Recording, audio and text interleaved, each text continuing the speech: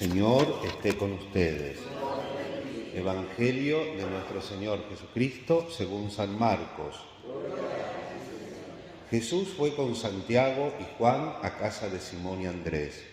La suegra de Simón estaba en cama con fiebre y se lo dijeron de inmediato.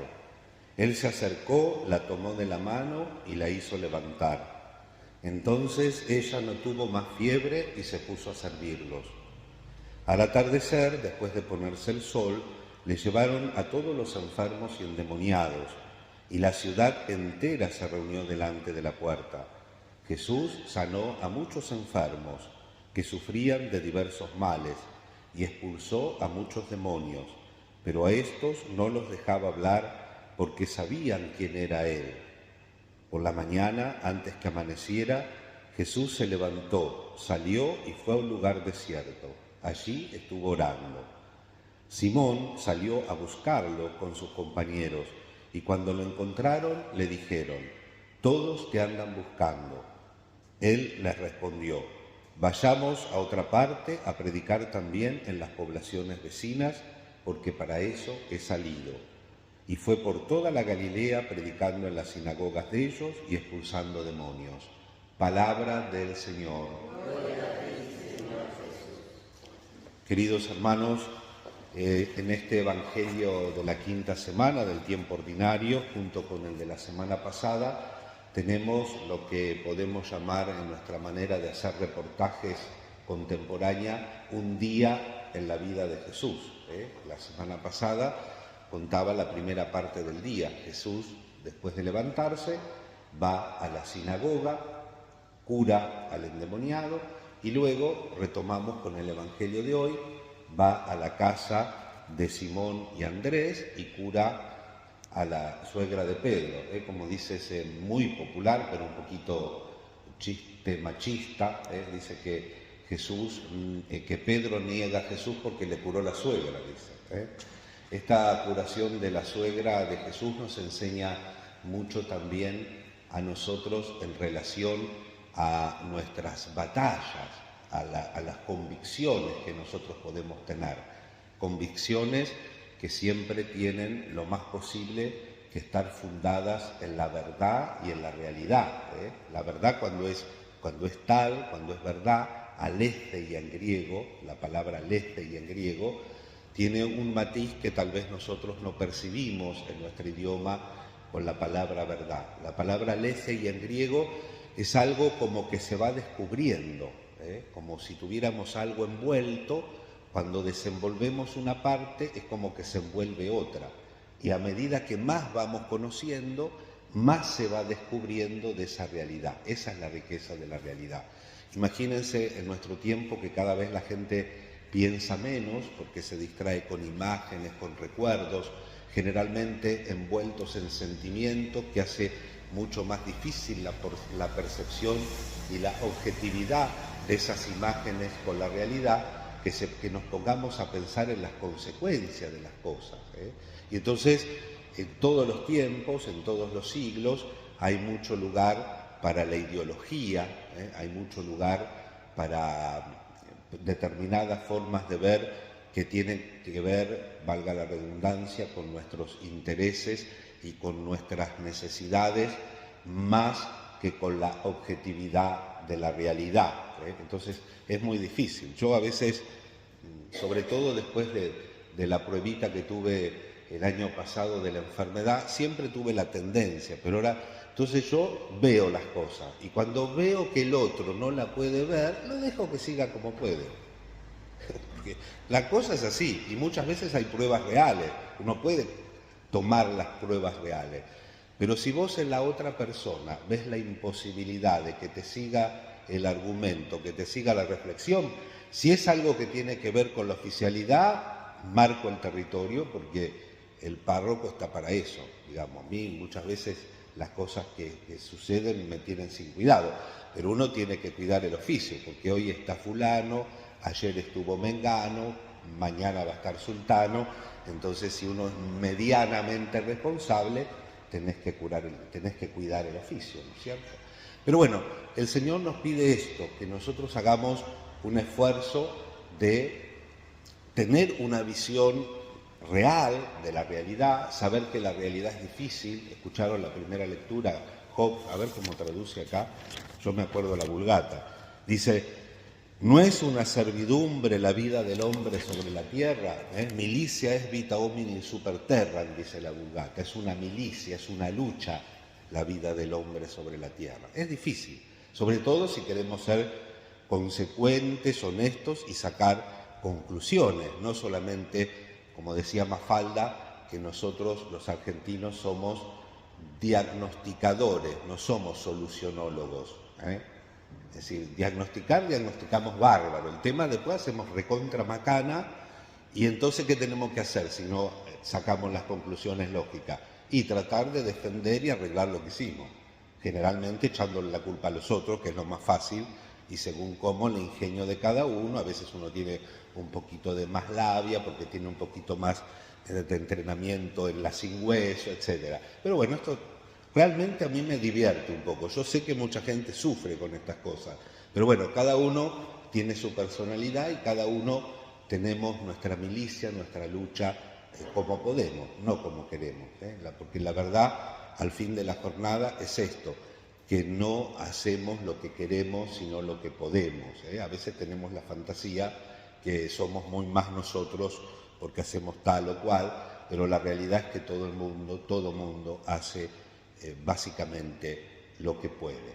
Queridos hermanos, veamos un poquito este texto de Marcos, porque el Evangelio de Marcos es el más cortito de los sinópticos, pero tiene mucha, como se dice en España, tiene mucha enjundia. La enjundia es grasa, la grasa del cerdo, que era tan importante en la Edad Media, tanto para la comida como para engrasar las ruedas, cuando el hombre descubrió las ruedas. Pero después pasó a tener el significado eso de sustancia, contenido, entidad. Es un texto muy breve, 3 párrafos, 4 podríamos decir, del Evangelio de hoy, donde se nos da mucho. Como hice una introducción un poquito más larga de lo que esperaba, quisiera simplemente comentar la primera cosa, ¿no? Primero, el día intenso de Jesús. Empieza a la mañana en la sinagoga, tiene éxito, no se queda ahí porque uno podría aprovechar el éxito y como Jesús vino a predicar, bueno, empieza y se queda ahí. No, va a una casa particular, a la casa de Simón y de Pedro. Se le entera a todo el mundo, pero antes tiene la suegra enferma. Hoy podemos decir la palabra sin miedo. Ayer hacía mucho calor y a la tarde digo, bueno, voy a decir esta palabra. En griego, fiebre se dice piresusa. Viene de fuego, piros, de ahí viene piromaníaco, ¿no? Pirómano, todas las palabras que tienen. Por ejemplo, ustedes toman cualquier de estos medicamentos de venta libre, dice antipirético, quiere decir antifiebre. Bueno, la palabra fiebre en la Sagrada Escritura, el fuego, también designa el celo, el cuidado, un poco lo que decíamos antes, qué es lo que me motiva. Lo que pasa es que vuelvo a lo mismo, muchas veces si nosotros no hacemos el esfuerzo de percibir bien la realidad, podemos pasarnos de rosca con el celo, con el cuidado, con la ideología, entre comillas, nos pasamos de rosca. Por eso el gran profeta de celo fue Elías, ¿se acuerdan? Que se metió con los profetas de Jezabel, pasó a cuchillo 450 profetas, por el celo. El Señor no le había pedido que haga eso, pero Él lo hizo y el Señor nos deja libre. ¿Y después qué pasó? Y como siempre, cuando hacemos algo tenemos que pagar la consecuencia. Después nosotros lo explicamos como queremos, pero a la larga se pagan las consecuencias de lo que uno hace. Tal vez no directamente, pero sí indirectamente. Y no tuvo que esperar mucho porque Jezabel, que era la que llevaba los pantalones en el reinado, le manda a decir: antes de que termine el día vas a terminar como los Baales, como los profetas que la... Y como sabía quién mandaba en el reino, le agarró piqui y se escapó. Tuvo 40 días, como también después Jesús, tantos en el Antiguo y en el Nuevo Testamento, los 40 días es un número muy simbólico, para purificarse en el desierto. Y ahí recibe la visión de que Dios no está en el terremoto, en el torbellino, sino que Dios está en la brisa suave. El celo pero no tan fuerte, no tan caliente, un celo racional, un celo que busca el bien de Dios y el bien del prójimo. También como Jesús con mucha paciencia tiene que catequizar a sus discípulos, que algunos se excedían un poquito en el celo, como Santiago y Juan, que cuando no los quieren recibir en una ciudad, vienen inocentemente y le dicen al maestro: Señor, ¿quieres que hagamos caer fuego del cielo sobre esta ciudad? Y Jesús dice: ¿hasta cuándo lo tengo que aguantar? No va por ahí la cosa, no va por ahí que saquemos el machete y empecemos a cortar cabeza, porque a veces tengamos ganas. Acuérdense que yo estoy haciendo el control de ira. Entonces, el Señor nos invita a que hagamos eso. Y lo mismo San Pablo, la segunda lectura. La segunda lectura, dice San Pablo, que él no fue con presunción, no fue con prepotencia a anunciar el Evangelio. Dice, me hice todo para todos para al menos ganar alguno para Cristo. Pero antes el celo lo había llamado, por lo menos, a ser cómplice de muerte. Acuérdense de Esteban. ¿Quién cuidaba las pilchas, la ropa de Esteban? Saulo. Y algunos dicen, muchos, que esa espina de Satanás que tenía en su carne, los viejos verdes de todos los siglos dicen el sexo. No, parecería que él hubiera matado. Llevaba en su conciencia esa espina, ¿no?, de haber matado, tal vez por un celo desmedido, al ser un fariseo de tanta cuna en el ejercicio de la fe. Entonces, ¿qué hace el diablo? Cuando vos tenés una cosa así en el alma, te empuja la espina para adentro. Y por eso dice, tengo una espina, un punzón de Satanás, que el diablo cuando veía o lo veía más flaco, más débil, chácate, le empujaba esa espina en la conciencia, y era el sufrimiento que Pablo expresaba, también por un seno desmedido. Entonces Jesús, ¿qué hace con la suegra de Pedro? Le da la mano y le da el antídoto, le da el antipirético para la fiebre, que es el servicio. Por eso el evangelista en 2 frases dice, entonces ella no tuvo más fiebre y se puso a servirlos. El servicio, si no va el celo con el servicio, es un celo que destruye y que no construye. Al atardecer, después, la tensión, podríamos hablar mucho lo que significa la enfermedad, tanto física como psicológica como espiritual, y cómo el Señor tiene cuidado y atención sobre eso, sin suprimirla, porque la gente curada a veces puede volver a tener otra enfermedad o finalmente también uno muere, y ahí nos lleva a la tercera cosa, que es la oración. El evangelista Marcos, Lucas, nos muestra cantidad de veces que Jesús ora. ¿Qué lugar tiene la oración? Jesús dice, por la mañana, antes de que amaneciera, es decir, cuando todavía era oscuro, Jesús se levantó, salió y fue a un lugar desierto para orar. Allí estuvo orando. El alma humana de Jesús, unida al Verbo, oran en la intimidad de la Trinidad. Fíjense, si Jesús, que es Dios y verdadero hombre, encuentra tan necesaria la oración, ¿qué lugar nosotros le damos a la oración? Tantos años que Jesús vive oculto, de los 33, 34 y medio que dicen los cálculos que vivió Jesús, 3 años solamente predica, el resto silencio y oración. Entonces, ¿qué lugar le damos a la oración? ¿Qué entidad le damos? ¿Qué pensamos que vamos a lograr con la oración? ¿Que vamos a estar 100% bien, sano, que no vamos a tener calor, que no vamos a enfermarnos, que nadie nos va a decir nada que no nos... No, fíjense, podríamos poner muchos ejemplos. 1, Jesús se pasa toda la noche rezando para elegir a los discípulos. Y le sale un Pedro que lo niega y un Judas que lo traiciona. O sea que el hecho de que tengamos que rezar, o la preponderancia, o el lugar privilegiado que debe tener la oración en la vida de un cristiano, a ejemplo del Verbo encarnado Jesús, no garantiza que vamos a estar 100% bien. Yo siempre les cuento esa abuelita que yo visitaba cuando era vicario parroquial, allá por los años 98, 99 del siglo pasado, en Piñeiro, en la parroquia del Rosario, y era una señora que tenía, si no recuerdo mal, 97 o 98 años. Y cada vez que me sentaba, después de quejarse de que el hijo no le iba a ver, como suele pasar lamentablemente, me decía, ay, me duele acá, me duele allá, me duele acá, me duele allá. Y yo le digo, agradezca porque quiere decir que está viva. El día que no le duela algo, yo tengo 52 años y ya hace 10 o más que siempre me duele algo. O me duele la rodilla, o me duele la espalda, o me duele la... Siempre me duele algo. ¿Y cuál es el problema? No, yo padre rece para que el dedo se me enderece.